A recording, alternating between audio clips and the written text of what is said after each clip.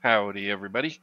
Welcome to video number 2 of the Empennage Fairings. And so this is the bottom rudder fairing that we're working on right now. And then I think I work a little bit on the top of the top rudder fairing. But the bottom rudder fairing has that light that hooks to the back if you have the tricycle gear. If you have the tail dragger, it's not on the bottom there because it would get scraped off. So the light in the back, it has a little metal piece that you attach with rivets and some epoxy, and then you kind of fill in around it. So it's pretty easy. This is my first time actually working with fiberglass, and I was kind of afraid of it, but it's not bad at all. It's kind of easy actually to work with it. It takes a couple hours to dry, so you don't have to rush real bad with it. You just make small amounts, and if you need more, you make more. But Brad's helping me again, as you can see. He comes over every other week, every so often, and helps me out, make sure I'm on the straight and narrow there, and teaches me a thing or two. You can kind of see the top fairing just at the bottom of the screen there with the clecos in it. What we did is we had, in the last video, we were attaching little metal pieces to that so that when we rivet it, it's not just riveting into the fiberglass, it actually has some metal behind it, so when it rivets, it has something to grab onto. So that's sitting there. And then we get out the Dremel tool, because you're supposed to drill a hole in the back of that bottom fairing so that the wire for the light can actually go through, and it gets ran basically through the that bottom fairing, and then into the wire from the tail cone kind of gets run through the back hole there, and it'll hook in, and there's a little wire connector there in for the light that you do. So while I have you here, I might as well share a joke. So, why did the lobster blush? Because he saw the ocean's bottom.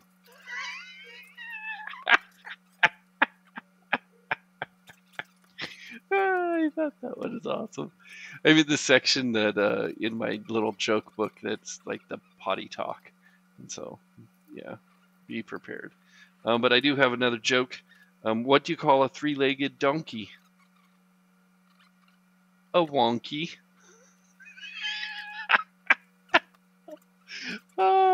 Jokes kill me. That's funny. So this is me and Brad just preparing the fiberglass. And so we got the West Systems. When I bought it, I bought the West Systems, the smaller versions, and then I bought the pumps as well. I'll show you some images of those things here in a sec. And then just read the instructions, and basically the pumps that you get, they put out like the correct amount for that particular size. But I did read that you probably should weigh it just to make sure. And so I do have a scale, and for the first couple I don't weigh it, but I have those marked cups, and so I measure it. Because each of the cups has like the little lines. If it's 1 to 4, it's this line and this line. If it's 1 to 5, it's this line and this line, or whatever the ratio is. So I used the marks in the cups to do that the first time. Later on, I think you'll see me actually weigh it with my scale. Honestly, I don't know if it matters how.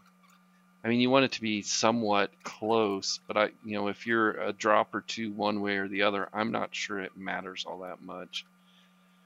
We were using Vaseline there to coat the clecos so that when they got the epoxy on them, they wouldn't, be stuck and be epoxied to the back of the plane, because that would look silly flying around with 2 clecos epoxy to the back of your plane. So we used Vaseline to kind of coat the clecos so they would come out and not be stuck. And then here this is the top empennage fairing, the top of the rudder. And as you can see, I had tried doing really long strips, and then I thought about it, and I was like, I don't need all of that metal in there. I can just do little pieces, like little squares that have holes in them, and then just click them on there, and then those squares. Long story short, I probably should have left the long strip of metal and not cut them into pieces. So the reason why is because when you're drilling those out, it has you upsize from a size 40 to a size 30 because you're going to put those CS4-4 rivets in them. And when you're drilling those out, if you put enough pressure or if they catch or anything, it will, and you don't have enough epoxy on them, like I obviously didn't have enough. It knocks them off, and then you have to take the whole thing off and then go re-epoxy them again. So if I was doing it again, I probably would just leave a long, thin, skinny piece of metal and go basically from the front to the back and epoxy it in there so that while you're drilling one side out, you would have clecos on either side of it holding it together so it's not going to pop off. So that's just my one quick tip. If you are doing that, I would leave it one full piece and not cut it into squares. So just FYI. And then I'm filling in that back portion. You have to cut that back portion off because the VA 140 trailing edge of the rudder is basically a solid piece there towards the end. And so you have to cut a little notch. Here, I'll put a little circle there on the video so you can see that notch. You cut a little notch in the back of that top rudder fairing so it fits in there and has room. And then this is just me filling in using some flocks and epoxy to fill in some of the holes. I rounded that top rudder fairing. When they press those, they're not exactly like pressed together perfectly, and so you have to kind of sand them down and then put some epoxy in there to make them thick again, and you gotta have to work with it. You'll see it when you're doing it. You just kind of make it look good, and that's pretty much all I'm doing is I'm filling in the bottom there because it looked thin to me and I didn't like it, so I put some more in there, and then I was filling in some of the areas that I needed some they weren't even, and so I was filling in so I could then sand them down so it would be all nice and smooth. That's pretty much all I was doing there with those two pieces. You'll see me break out the sander here. There it is. And then you smooth out all of those areas where you added epoxy and the little, what are they called, fiberglass beads. And then I filled in around the little metal piece, and it looks pretty awesome. I'll have to show you a picture. I'll show a picture here real quick. Where it fits, you can't tell that there's a metal piece there. Because you fill it in and you sand it down, and you fill it in and sand it down, and it looks really nice. So I was kind of proud of myself. It was pretty awesome. The only problem is the laser cut parts. I basically rebuilt the rudder, but I had already drilled the holes in the bottom fairing and the top fairing. And so with the new rudder, you don't really follow the steps in order because you already have the holes in the fairing are already drilled. And so you don't, put it in place and then drill through the fairing and into the little attach strips. your hole's already there. And so you just kind of have to line them up, which was not the easiest thing in the world, to make sure that it was lined up appropriately, but you'll see that in a upcoming video with the rudder. I have a total of 53 GoPro videos for the rudder build for the laser cut parts replacement. I think I'm gonna super speed all of those into like a 10 or a 12-minute video, so you're not bored out of your minds watching me redo the rudder again.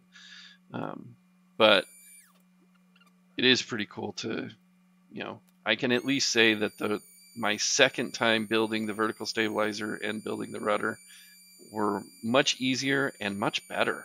They looked a lot better. And so I just continue to sand here, I think, for the rest of this video.